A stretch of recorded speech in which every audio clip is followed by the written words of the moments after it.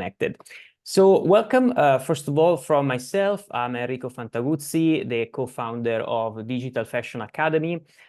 Digital Fashion Academy is a training company, an e-learning platform dedicated to fashion professionals who want to share their experiences and learn new things about digital, about e-commerce, digital marketing. And today we're talking about artificial intelligence. We're talking about artificial intelligence with Lorenzo Bortolotto, who is an expert, works for Arsenalia, and he works with several fashion and luxury companies. And today he's going to introduce a little bit about AI terminology to make some clarifications. So what are we actually talking about? Will give us a brief overview of what happened in the last years. I'm not telling you how many years. We're going to go a little bit back in the history of artificial intelligence, but it's just one slide. And then we're going to do a deep dive on all the applications that fashion and luxury brands can use today and how they can exploit and leverage artificial intelligence to optimize their businesses. So, Lorenzo, feel free to introduce yourself, say a couple of things about you, and then let's deep dive into the world of AI for fashion. So let's start. So hello everyone, I'm Lorenzo Bortolotto, Principal Technical Advisor and AI Advisor for Arsenalia Group, of which Alpenita is of course part. So 2 words about my company. Arsenalia is an independent group of 15 companies, of which Alpenita is part. And we are about 1,000 people distributed from Rome to London, from Venice to Paris, which helps companies to think, implement, and maintain digital transformation projects, okay, with a particular focus on creating fruitful long-term relationship with our customers. Okay, so today I will try to give you our point of view on AI and the potential that these technologies offer to the companies. So let's dive in. First of all, I'd like to dispel a common misconception. Okay, so AI did not spring for fully formed with the advent of ChatGPT in 2022. Okay, rather, it is the fruit of decades or centuries of intellectual pursuit and technological innovation. Okay, consider that the term AI was born in 1956 during the Dartmouth Conference, so, coined by John McCartney. And since then, there have been continuous discoveries up to the present day. Okay, so it could be said that today, thanks to the availability of data and computational power, we are starting to exploit the potential of artificial intelligence well. But I think we are just only at the beginning. Okay, I attended Vivatech in Paris a few weeks ago, and there was the former CIO of Google, Eric Schmidt, speaking on the stage, and he said that today AI is underhyped, not hyperhyped. And I think that just because people are not totally fully understanding the revolution that the latest AI developments will have in our life, for the better or for the worse, it depends. Yeah. So what you're saying is actually we are at the beginning of AI, correct? We are at the beginning of a new era of AI, because AI has a lot of era before, and this is a new era, and maybe the strongest one. Okay. Yeah, and I mean, we all have been fascinated by the robot that hoovers the house on its own, and that's a very, very simple application of AI. It's based on positive and negative feedback. So the robot keeps going and do his job until it receives a negative feedback, and at the point it stops and it changes direction, right? Yeah, exactly. Yeah, so what I've studied also at university is like the first thing to know about AI is about positive and negative feedback. That is also called reinforcement, I think. So when you do something right, the machine learns that it's right, and when it's wrong, they learn that it's wrong. So it changes behavior, more or less. We will see that later in the webinar. Yeah, let's go. Let's jump to it. So let's see an overview of the global AI market today. Okay, so The last year, the global AI market was valued at a staggering nearly $200 billion. Okay, and this figure highlights the significant investment and trust that industries worldwide are placing in AI technologies. Okay, looking ahead, the market is projected to grow to an impressive compound annual growth of 37.3% from 2023 to 2030. And I think that this could be attributed to continuous research and innovation guided by major tech companies. Okay, and those advancements are not limited to a single sector, but span across various industries. So by the 2027, it is anticipated that the AI market will reach approximately $4 billion. And this projection underscores the accelerating pace at which AI technology is being adopted globally. Okay, so let's move forward and let's see some insight from the market. Okay, let's talk about workforce. Okay, so according to the recent studies, nearly 40% of global employment is exposed to AI. Okay, with this figure rising to 60% in advanced economy like ours. Okay, so this means that a significant portion of jobs worldwide could be influenced by AI technology. Okay, and interestingly, college-educated workers and women are more exposed to AI, but also stand to benefit the most from it. Okay, so this is very interesting. And moving on the innovation of AI, continuous research and development driven by tech giants are propelling the adoption of cutting-edge technologies across various sectors, such as automotive, care, and things like that. Okay, those innovations not only enhance operational efficiencies, but also open new opportunities for growth and improvement across industries. Okay, and finally, let's discuss briefly about the regulation. Okay, nations worldwide are proactively investigating optimal methods for AI governance and regulation. Okay, the European Union, as an example, enacted a landmark AI Act in May this year, demonstrated that an increasing awareness of the necessity for regulatory structure as AI progresses at a rapid pace. Okay, so those insights underscore how pivotal AI is becoming in shaping our economic landscape. Okay, and this highlight both changes and, of course, opportunities ahead.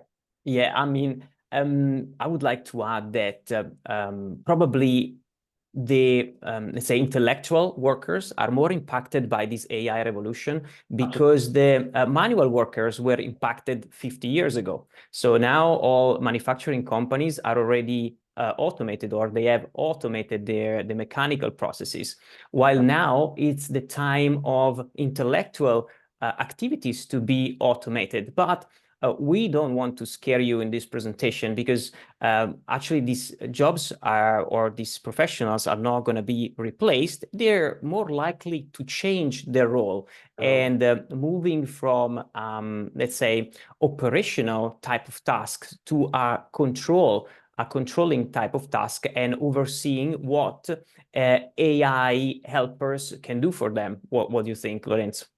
Yes, absolutely. We will change our way of work, because with AI we have the possibility to do tasks that normally needs our intelligence, basically, but sometimes we waste our intelligence doing low valued works. So AI repetitive tasks works and things like moving data from one system to other system, things like that, and low added value activities. So AI brings efficiency and more productivity to companies, which is something that fashion companies really need nowadays to be competitive on the market. But we'll see more of that later. Absolutely. So let's move on. Let's see a little bit the different approaches to balancing ethics and innovation across various regions worldwide. Okay, so first let's look at our nation, the European Union. Okay, and our proposal highlights the value of rights and principles. Okay, so we strive to ensure that innovation does not come at the expense of fundamental human rights. Okay, it's about creating a framework where technology serves humanity while respecting individual freedom. In contrast, we have the US approach that is heavily driven by a push for innovation, okay? The focus here is to fostering an environment where new technologies can thrive with fewer regulatory constraints, aiming to lead in technological advancement globally, okay? And moving to China, it's curious because the guidelines emphasize that the protection of the citizen and the government, of course, is absolutely paramount. Okay, this means that any technological advancement or innovation must first consider the safety and the well-being of its people and, of course, the government. Okay, so each region's strategy reflects its unique priorities and values, okay, illustrating how diverse perspectives shape our global landscape in terms of ethics and then innovation. Okay, so in the three slides, we will see some terms that are very useful to understand what's going next, okay, in this presentation, and to understand a little bit what is AI and the common terms that normally we hear in the newspaper, in TV, and things and stuff, okay? So I try to do a little bit of order, okay? So let's start defining what is AI. Okay? AI is not a tool, is not a magic wand. AI is a broad field of computer science, okay, that is focused on creating systems that can perform tasks that are typically requiring human intelligence. Okay, things like I don't know, recognizing speech, making decision, or translating languages. Okay, so this is AI. Then another common word is algorithm. That is essentially a set of rules or instructions that a computer follows to solve problems or complete tasks, okay? And this is the backbone of any AI system, okay? Then we have the famous data set, okay? That is just a collection of data used to train and test machine learning models, okay? And the quality and the quantity of this data are crucial for the model's performance, okay? Then we have the training and testing. So these are two critical phases in machine learning, because training involves teaching the model using a data set, so it can make predictions, okay? While testing evaluates how well the model performs with nuance in data, okay? And an algorithm could learn in two ways, supervised and unsupervised, okay? In supervised learning, this subset of AI involves training models with labeled data, meaning we know the correct answer beforehand, okay? And improving their accuracy over the time through feedback. So we are giving feedback to the machine until he learns, okay? He learns, okay? Then we have supervised learning. In this method, we don't rely on labeled data. Instead, it aims to discover hidden pattern or structure within the dataset without any explicit guidance. So in the end, we get the model. Okay, in AI term, a model is what you get after applying an algorithm to your data. Okay, and it represents the learned pattern or relationship that helps make predictions or decisions. Okay, then last but not least, let's cite it, the neural network. And neural network is inspired by our own brain, is a kind of algorithm, okay? And it consists of interconnected units called neuron.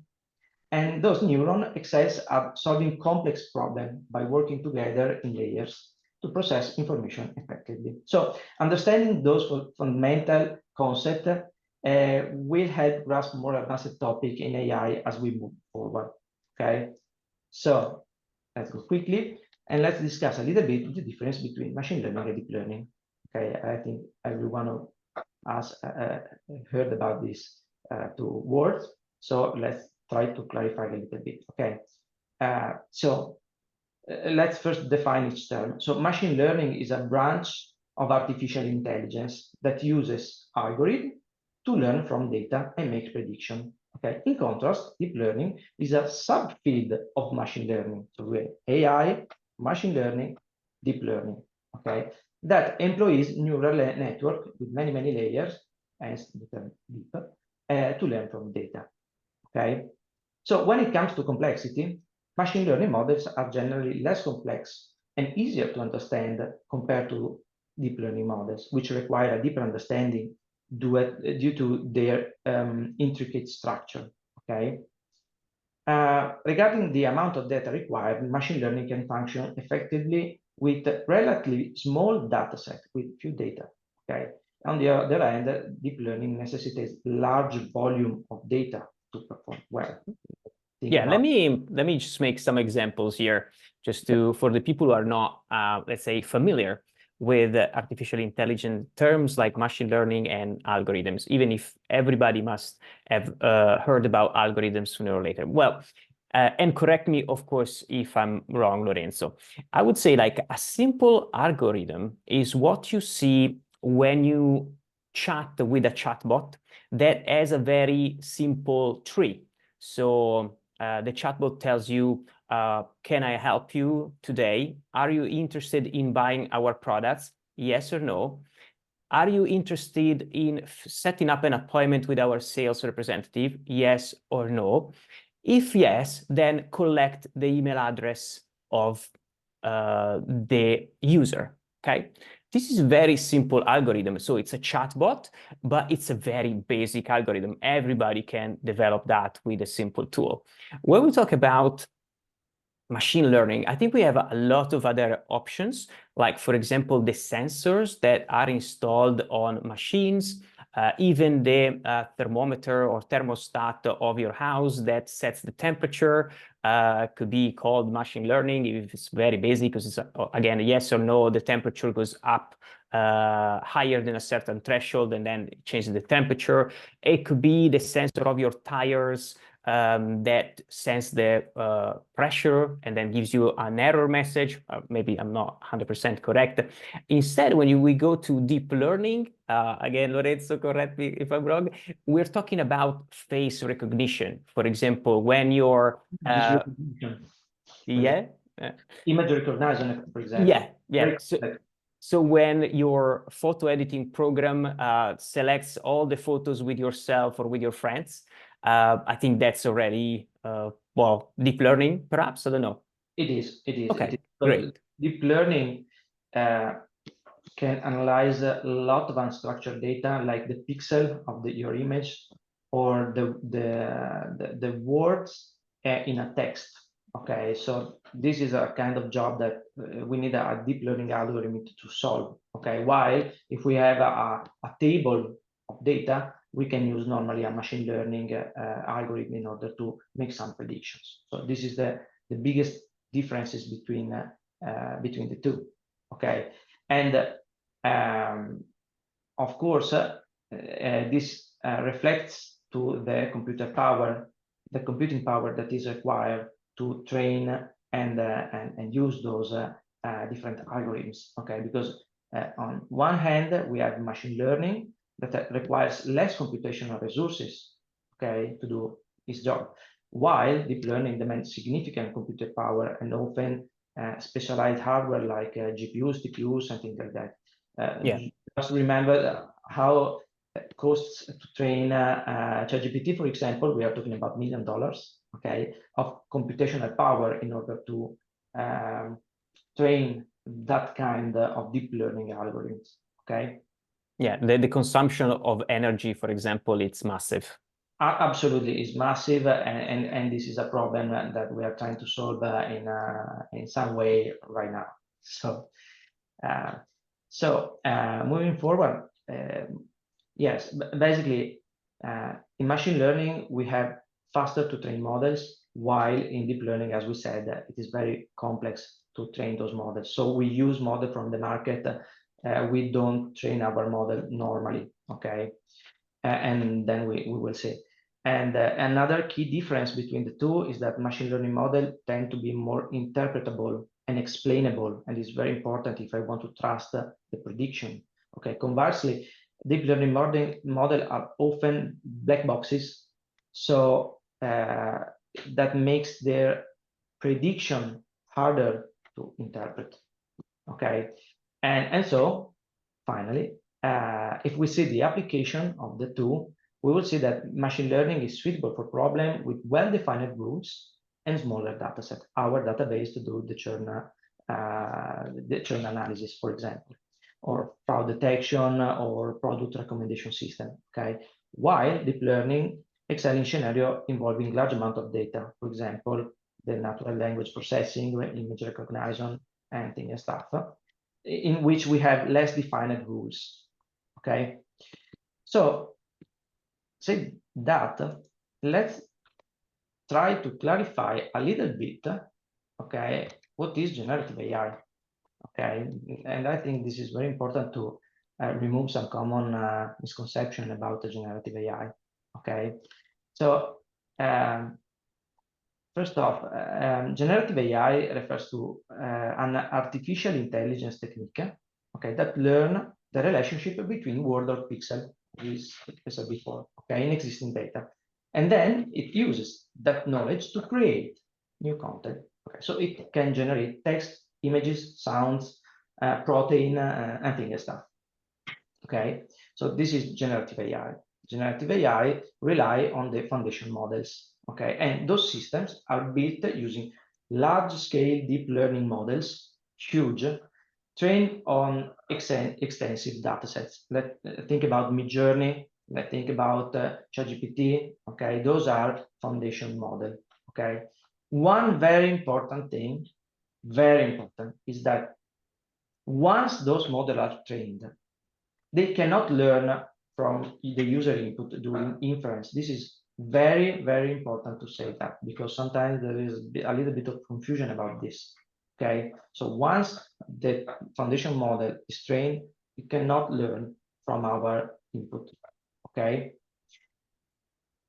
a subtype of foundation model is the large language model, okay, like GPT, GPT-4, Gemini, Palm, Llama, and things stuff. And those are foundation models that are designed to interpret and generate human-like text output based on a vast amount of textual training data. Okay. Last but not least, we have the mainstream commercial services, okay, that often we use, okay, such as chat.openai.com, our friend ChatGPT, okay, that utilize those LLMs, allow your user to interact with them, okay, but we have a price. According to their terms and condition, okay, your conversation history may be used for subsequent model training, okay, to further enhance those systems. So that's the difference between using the large language model, GPT-4, and the mainstream service, ChatGPT. Okay, this is very important to know. Okay, hope it's clear. So now let's dive in with this knowledge. Let's dive in on concrete example of how AI could be useful in our companies. Okay, so in our group we have a broad example of solution that are already in place in our customer. Okay, we try to group the different kind of project we did in those categories. So basically, we applied AI in the manufacturing. Okay, for manufacturing, for the customer operation, and we will see some example immediately. In human resources, to manage human resources, and then we are leveraging GenAI to enhance chatbots and all the thread about intelligent data processing. Okay, so those are the main groups in which we have a lot of experience. Okay, so now let's see some inspirational cases, okay, that could be very useful to you to know. Okay, and I will start with a great classic, okay, that we already have at home in several customers. Okay, And here we can see how AI can revolutionize the creation of a product description, okay, specifically in a B2C context, okay, using PIM, PLM, and ERP data. Okay, so firstly, let's consider the challenges we faced normally, okay, when we're dealing with this process. Normally, we operate in numerous countries and languages, okay. Then the fashion industry demands frequent collection update through the year, okay. And of course, producing high quality description is essential, but very time consuming. Okay, and then coordinating between various stakeholders like product manager, copywriter, translation services, add a lot of complexity. And additionally, last but not least, there's a significant amount of data entry involved in the PIM system to write the description. So to tackle those issues, we adopt a project approach that focuses on creating an integrated solution that leverage AI, and specifically generative AI, to automatically generate product description from existing company data, okay? And it also allows, and it is fundamental to me, for manual review when it is necessary to ensure quality and accuracy, okay? Yeah, I would like to ask everybody a question here. Do you think it's better that a human talks to a machine or a machine talks to a machine? In your opinion, I mean, you can write the answer in the chat if you want. We'll be happy to discuss that. But why I'm asking this question? I'm asking this question because talking about search engine optimization and Google, for example, as a search engine, Google requires a lot of data to correctly show your products on Google search results. So it needs like the name of the product, the price, the image, not for the standard search results, but for example, for the rich snippets or for Google Shopping. So in order to provide a search engine like Google with all the information about the products that satisfy its needs, it's probably easier to allow a machine to create all this information because the machine probably will do it faster. Once it's set to create all the information, will just like consistently create this set of data for the needs of search engine optimization, for example. So in the end, my answer to my own question is, in some cases, it's better to let the machines create the content that are destined to other machines. Lorenzo, please correct me if I said anything. Yeah, I mean, that was very useful because sometimes we miss something as a human, we miss some necessity of the machine, while those systems are trained to be very likely to other machines. So, of course, having some kind of text, specifically technical text generated by a machine, could be a great advantage to not, let me say, forget something. That could be very important for example, for the search engine or the advertising. Yeah, let's think, for example, about the colors. I mean, there are so many different ways to call a similar color, right? So perhaps, let's say, a copywriter or a style editor may call the color based on his experience or her experience. A machine would probably use all the variations of the color names that the robot knows and put them out, all of them, so that it's in this case like there is an abundance of synonyms rather than just like picking one name for a color that would exclude all the others. Of course, then there is need for supervision and control on the output, but I think you get what I'm saying.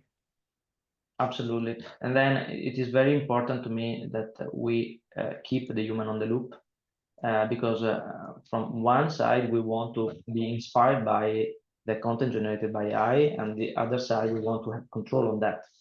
So it's very important to leverage this technology, but having a firm control on the output.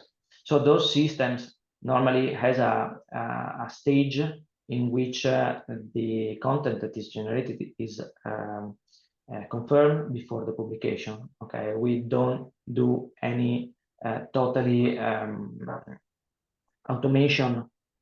So this is very important because sometimes the output is not so correct. We have to adjust. So it's very important to have the control. But of course, we are not starting from scratch.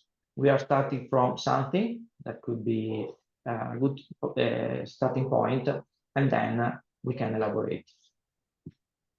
Okay, so I think it's quite clear what is the value of this kind of approach, okay? Because here we reduce the time and cost automating this process, okay? And then we use all the information we have on the PIM. This is very important because sometimes we have a lot of information in the PIM or in our PLM or systems, but we don't use it well. Here we can use it. And of course, we can, for example, create description even before product photoshops are in place. Okay, and of course, last but not least, this solution natively supports multi-language. Okay, so it ensures consistency across different markets, and this is something that is very interesting to me. Okay, so. Let's move forward to another example, a practical example. This is similar, but in the B2B context, okay? When we run a B2B business, we have some significant challenges, okay? For example, we have a high volume of components, products, spare parts, okay? Managing a vast number of items, and this is quite daunting, okay? And of course, we have to do the manual entry of a lot of technical characteristics, and this is very time consuming and prone to error. And often data suppliers vary greatly in format and quantity. Okay, and sometimes we have some example on that. Some critical information was only available in paper format, making it very hard to digitize. Okay. So we try to address those challenges, developing a solution that automates the extraction and the standardization of technical features from various sources like PDF, website, or physical catalogs. And this data is then seamlessly integrated into our PIM, okay, or e-commerce. And so here the value is quite clear because we are automating the extraction of those data and drastically reduce manual labor, okay, involved in entering technical characteristics, okay. And then of course we have data consistency finally because we are standardizing the product information so that they are uniform regardless of source variability, and this is very important. And of course, minimizing manual entry reduce errors, and this is one key factor to me. Okay, so this is leading to more reliable product data. Okay, when we have a lot of data to manage. Okay, so basically by resolving those challenges through an innovative AI-driven approach, we are not only streamlining our catalog creation product, but also significantly enhance the accuracy and reliability of our product data for B2B customer. So this is another example. Yeah, I guess in this case, it's, let's say, a case in which we can save time of our graphic designers from creating basic PDFs or basic catalogs and risking putting in errors by copying and pasting, and just be very much more efficient in the creation of these simple products. Absolutely, absolutely. So let's see another example. So here we are talking about how can we leverage AI to enhance the shopping experience for our customer. okay?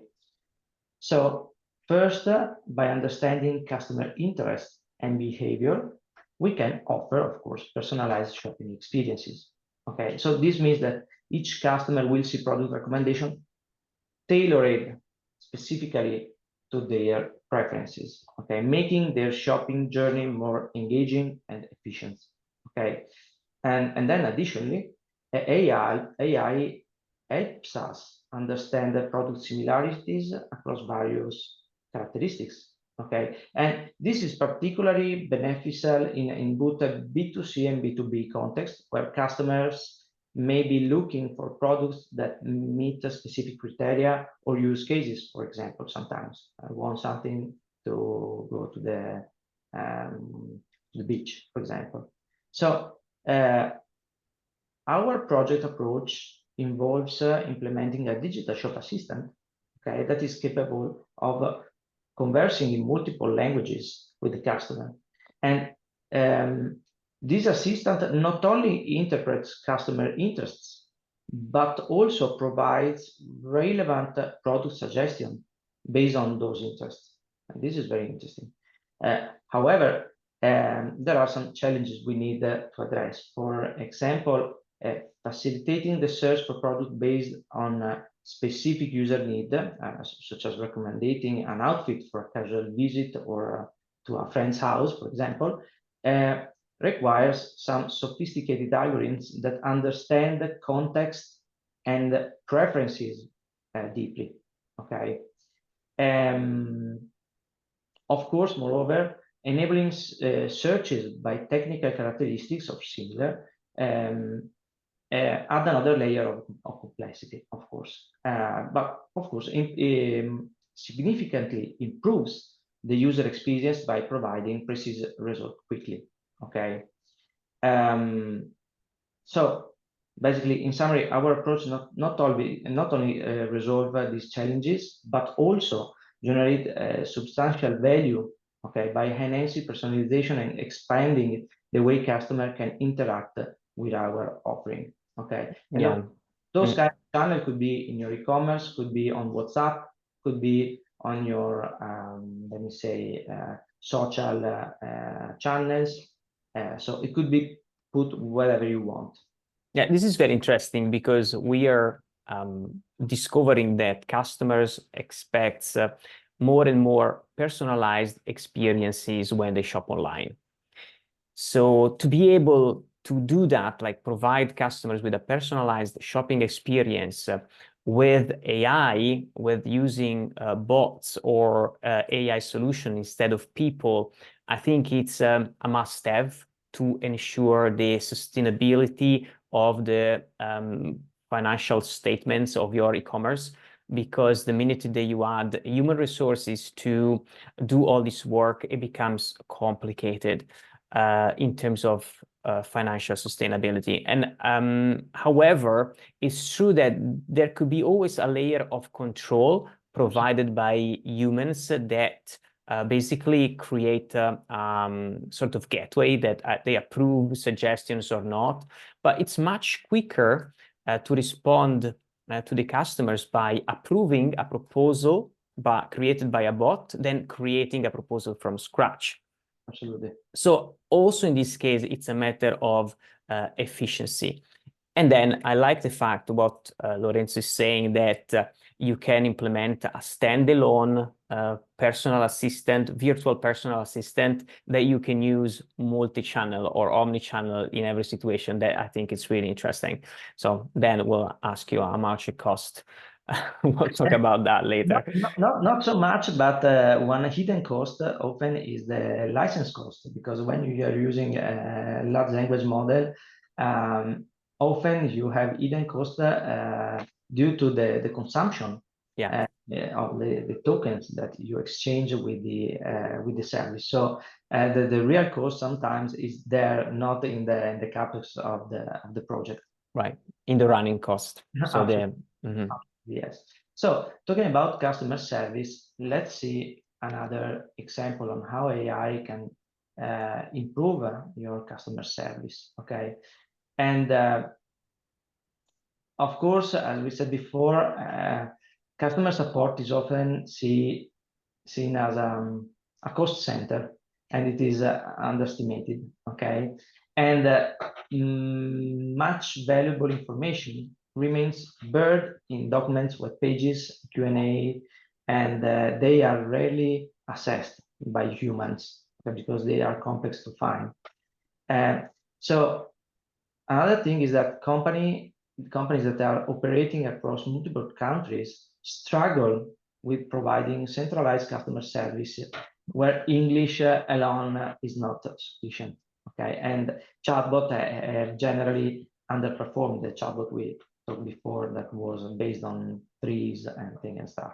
Okay, so to address this kind of issue, we adopted a unique project approach.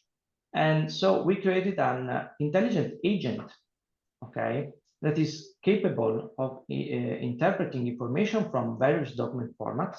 That could be Word file, PDF, scans, your Salesforce ticket, your knowledge base in Zendesk, or whatever, okay, without any need for reprocessing. So you keep the information there, and then we index those information in another place, in a knowledge base, okay? So this agent can answer customer questions in their own language without relying on normal predefinite intents like it was before. So we understand the intents, and then we match which content is more interesting for the customer using the meaning of the phrase, and then generating an output using generative AI. Okay, and the thing is that the result sometimes has been transformative. Okay, because reducing the load on customer service team through automation and efficient information retrieval, we have streamlined operations significantly because you have a big case deflection as a starting point, and you get only the real, how can I say, the real problems that customers could have. Doing so, customer now receive immediately an accurate answer quickly, okay, enhancing obviously their own experience, okay. And another thing is that reusing existing information as is instead of reprocessing it to new format, we save a lot of time and resources because we don't have to move information between systems, but we get the index the information in another system, keeping the information where they are. So in summary, our AI-driven solution not only cut costs, but also ensure that customers get the help they need more efficiently than ever before. Okay, so this is another example. Okay, let's move forward to another inspirational case. This is quite interesting because here we see how we can significantly enhance our services and product, listening to the market. And this is very important because today we are using, of course, the system like Trustpilot to get some information about how customer feels about our product, sorry. But then with AI, we can hear the market at different touch points. Okay, so of course, analyzing vast amount of data from various sources such as textual feedback, social media reviews, support ticket, or even audio messages from call center is not easy. Okay, and the goal was to transform this, let me say, unstructured textual information into actionable data that could be visualized on a dashboard through clustering technique, or that can activate some marketing automation journey. Okay, so to tackle these challenges, we adopted a project approach focused on creating an advanced solution capable of sentiment analysis. So we are doing sentiment analysis on stereo thanks to the generative AI. Okay, This kind of solution not only identifies the topics and the main concepts that are expressed by customers, but also consolidates this information within our business analytics system. So we are taking an unstructured data and structure into a database, okay? Of course, the value generated by this kind of approach is substantial because we can improve the quality of our services and of course products, gaining deep insight into customers' sentiment and needs, okay? And of course, this allows for more informed decision-making and strategic adjustment that directly benefits our customer, okay? So just to clear the approach here is monitoring, actually listening to what's happening on the web, on the social networks, on reviews, websites, and collecting all the information available, this unstructured information. And then on one hand, analyze what's the sentiment about the brand, what are the issues, what are the pros and cons of the brand in the customer's opinion online. And on the other, I guess it's like addressing these issues, right? So when there is an issue that occurs, the system is able to recognize that there is a problem and send it, for example, to the customer service to give an answer to the customer. Is that it? Absolutely, this is something that is feasible because, for example, when you are hearing something from the market, you can open a ticket on your CRM, for example, with all the information that are needed. So you can interact with the customer in near real time if you want. At least you have an information that something is going wrong, okay? And this is interesting because we see a lot of differences between looking into the Trustpilot feedback or looking to the social channels, okay? Because reviews often are very positive if everything was great, or very negative if something going wrong, but you miss everything in the middle. So those systems could get this information in the middle and giving the company a better overview of the market, the sentiment, which product are working better, which one are working less better. Excellent. And the thing is that this gathering of information is doing totally in an automatic way.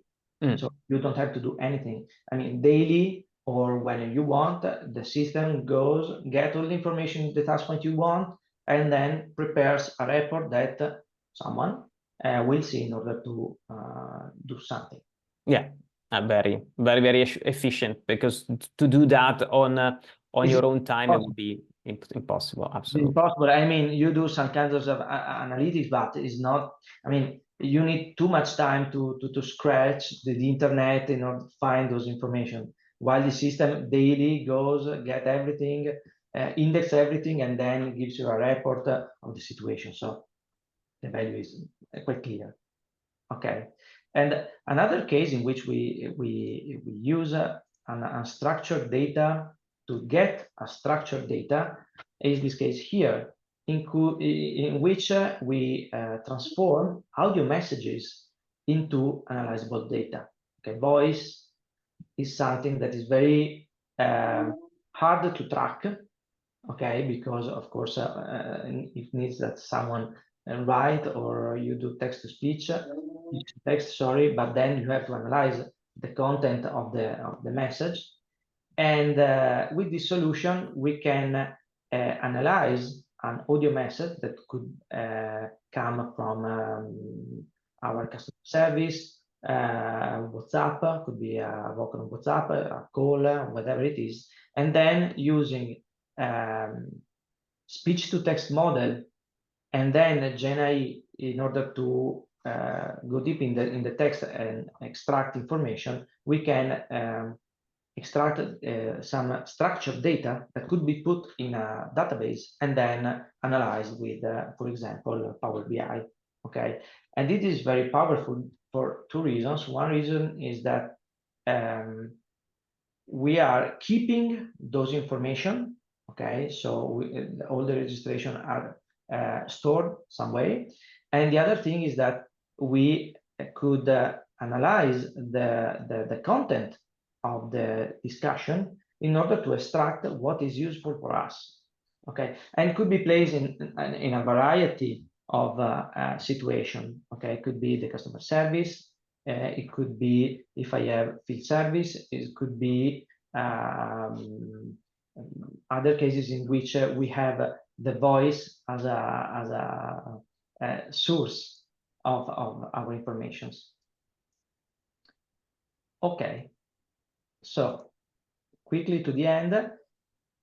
Last but not least, let's see another case of an voice chatbot agent. Okay, here our goal was to provide a 24/7 assistance service without the need to create an expensive call center system. Okay, and the approach we took involved implementing a solution that utilizes voice assistant powered by AI, which can respond quickly and accurately using the company's knowledge base. The company knowledge base is always fundamental to do this kind of job. So we have to create this knowledge base, okay?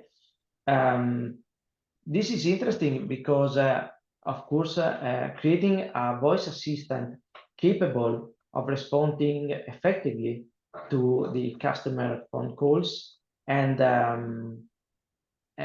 of course, enabling this assistant to retrieve relevant information from our comprehensive corporate knowledge base and tracking calls and serving pertinent information for future reference are challenges that we try to tackle with this project. Of course, the value generated is significant because, you know, we now offer round-the-clock assistance without the overhead cost associated with maintaining a traditional call center with a good quality, let's say, because our text-to-speech models are very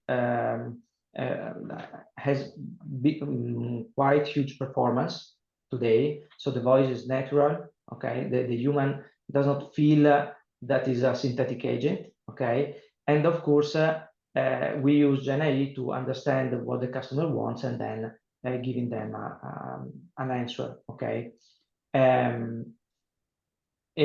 Of course, in this way, the customer receives immediate, accurate support, okay? Enhancing their experience with the brand, okay? And of course, tracking interaction and saving critical data are mandatory to continuously improve our service, our product to the customer. So this is another example on how we use the AI to manage our customer service. I think this is a very interesting example. I mean, it really helps us understand how many things can AI do, the power of AI, the flexibility of AI, the ability and the capacity to process massive amount of data, something that we wouldn't be able to do on our own. The ability to, let's say, respond to the users and the customers immediately, perhaps not 100% to the satisfaction of the customer, but immediately, like helping them right away. No, I think it's like nowadays AI, it's a must-have, at least for the companies who can afford it. Yeah, and the thing is, this is just the beginning, in my opinion, okay? Because with the technology we have today, we can do those kind of projects. Absolutely. Okay? With the technology we will have in 2 years, okay? I don't know what we can do, but I mean, could be only better than today. So this is the situation now, okay? So as a wrap up, okay, let's see in the last 2-3 slides, okay? So what are, if my company wants to start an AI project like the one we see before, okay, what we need in order to start doing some AI project, okay? So in our experience, the first and foremost, we need a thorough understanding of business processes. Remember, please, that AI matches processes, okay? We don't have AI if we don't have the processes, okay? At least in our companies, okay? So this involves the process mapping, okay? To clearly define our objective. This is very important, okay? And of course, we also need to conduct a, let me say, technological assessment, okay, to evaluate the impact of AI on those processes, okay? And then, of course, it's fundamental to establishing clear objective and KPI, okay? Because if not, we cannot evaluate the return of value of doing AI project. Okay, so this is very, very important. Sometimes company ask us, but what is the ROI? What is the return? And we say, okay, the return, it depends on you. I mean, what happens if we, given a process, we replace a piece of that process with AI? Okay, so we help companies to understand the KPIs, to understand how to measure the return. Okay, but of course you have the knowledge of the process and your cost, of course. Okay, and then another piece that is mandatory is data. Data is the heart of any AI project. Okay, so the importance of data cannot be overstated. Okay, we must examine and prepare our data. Okay, of course, while we must adhering to ethical and regulation, of course. Okay, and that improvement is an ongoing task. Okay, and that ensures our AI system are operating with high quality information. This is another very important piece. Okay, last but not least, the team. Okay, we need a team that is capable to decipher specific needs, okay, related to the project, and then it's very important to have on board all the new figure that AI necessitated. Okay, that's a very important. We as a partner for our customer, we give those person, okay, for the customer, but then what we want is that the customer hires their expert to manage those, let me say, synthetic colleagues, okay, we're building when we do an AI project, okay? So those are the 4 pillars we need for to do our projects. Then what is the path to AI?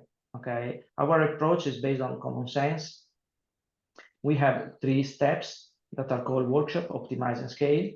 Very quickly, in the workshop, we focus on understanding business processes and mapping out them. Okay, and here we define our objective clearly.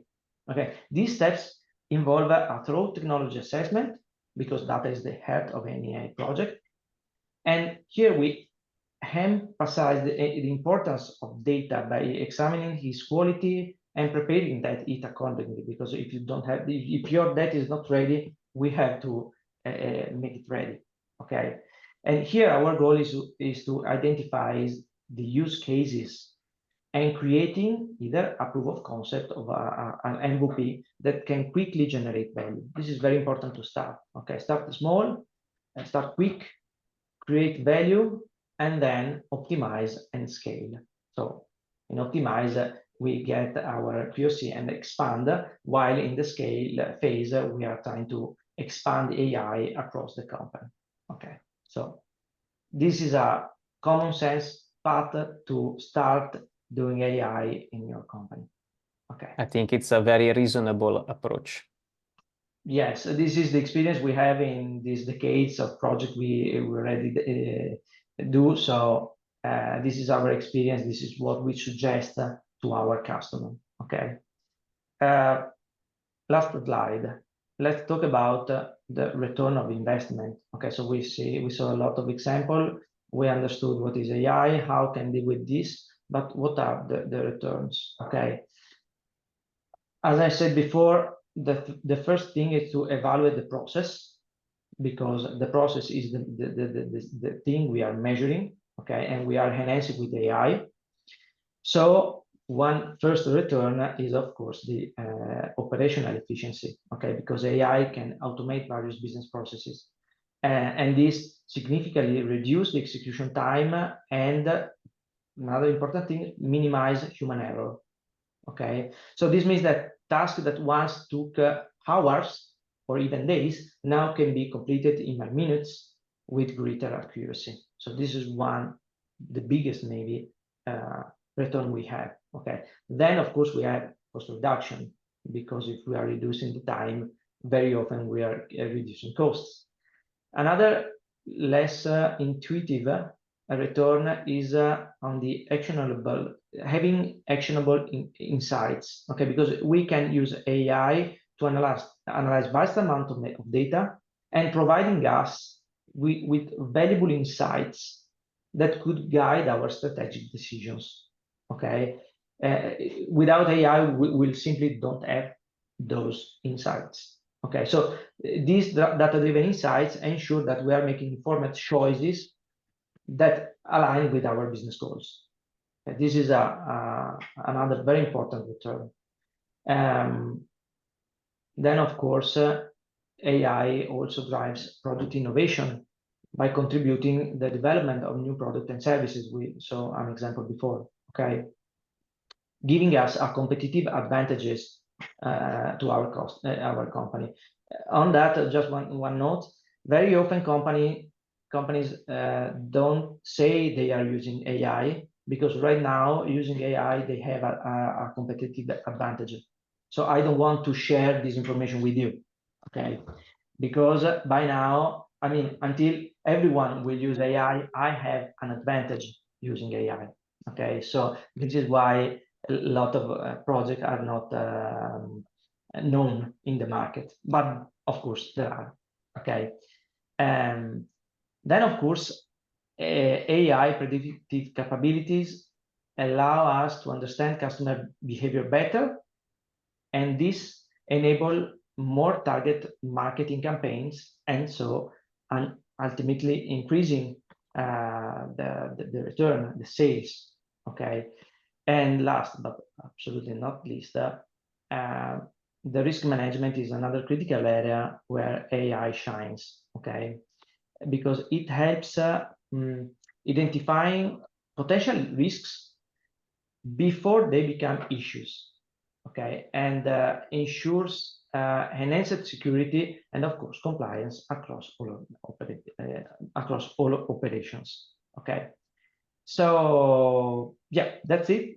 Embracing AI, as you see, not only leads to a significant cost saving, but also helps us positioning us strategically for growth through innovation, okay, and help us having improved decision making, increased sales, and of course robust risk management practices.